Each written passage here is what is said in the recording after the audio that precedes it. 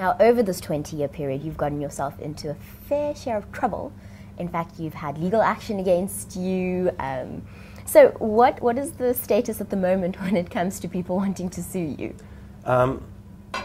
The big stuff has been from none other than Jacob Zuma himself. Of course. And not when he was president. Both of the big lawsuits that he started against me were begun before he became president, but he actively pursued them while he was president, so which I found very strange. The first of the big lawsuits was one in 2006 after he was acquitted of rape. He sued not only me but a number of other people and entities in the media, 6 or 7 or 8, I can't remember, to the tune of 63 million rand. My portion of that was a pretty hefty one, 15 million rand, so it was by far the biggest, and it was for 3 particular cartoons. That ran for 6 years, that case, and eventually he dropped it.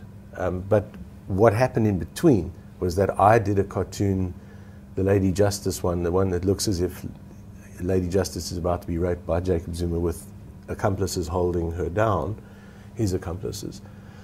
That one became by far the biggest kind of event in South African cartooning, and it really elicited huge reaction. He sued for 7 million rand, then dropped that to 5 million, and that one really became a big serious case where he really wanted that to go to court, and it only got dropped a day and a half before it was eventually going to court, and that was just before the Mangaung conference, and it looked as if they were scared that some of the issues would come up in court, because we were prepared to fight it. We had a great team of lawyers.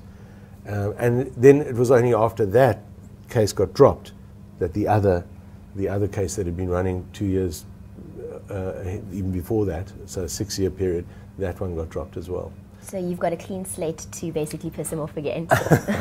I suppose so. And you know, I don't do it gratuitously. That Lady Justice cartoon was specifically about the fact that they'd been bullying the justice system to try and get charges dropped against him so that he could become president. I mean, that's how big it was, the whole issue.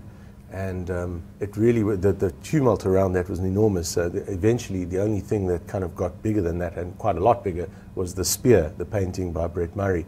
And Brett spoke to me a lot during that period because we know each other, and I'd been through some of these things and he hadn't, but eventually that went into territory that no cartoon has even gone into, that painting.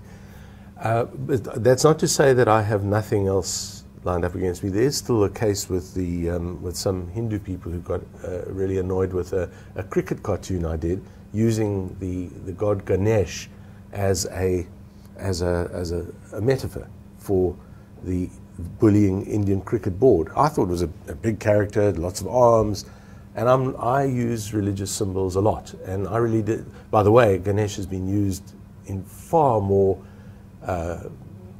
I'd say scurrilous ways in India many times.